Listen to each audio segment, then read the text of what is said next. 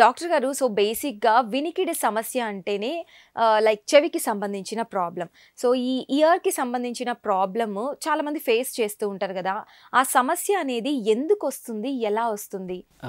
వినికిడి సమస్య అనేటువంటిది మన చెవిలో ఉన్నటువంటి ఏ భాగానికైనా ఎక్కడైనా ఇబ్బంది ఉంటే మనకి వినికిడి సమస్య అనేటువంటిది వస్తుందండి. చెవిలో మనకు 3 భాగాలు ఉంటాయి అన్నట్టు. ఒకటి outer year, middle ear, inner ear. మనకు వినికిడి సమస్య అనేటువంటిది ఎక్కడైనా తలెత్తవచ్చు. ఫర్ ఎగ్జాంపుల్ ఔటర్ ఇయర్లో ఎక్కడైనా అంటే మన పిన్నా మరియు ఆడిటరీ కెనాల్ ఎక్కడైనా కూడా సమస్య ఉండవచ్చును.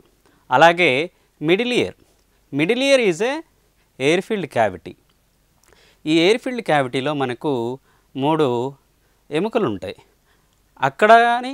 అక్కడ ఏమైనా సమస్య వస్తే దాన్ని మనం కండక్టివ్ హియరింగ్ లాస్గా పరిగణించవచ్చు. అలాగే మనకి లోపటి చెవి అంటే వినికిడి కాక్లియా నుంచి లేదా అకోస్టిక్ నర్వ్లో ఎక్కడైనా ప్రాబ్లం వస్తే దాన్ని సెన్సరీ న్యూరల్ హియరింగ్ లాస్గా మనం పరిగణించడం జరుగుతూ ఉంటుందండి.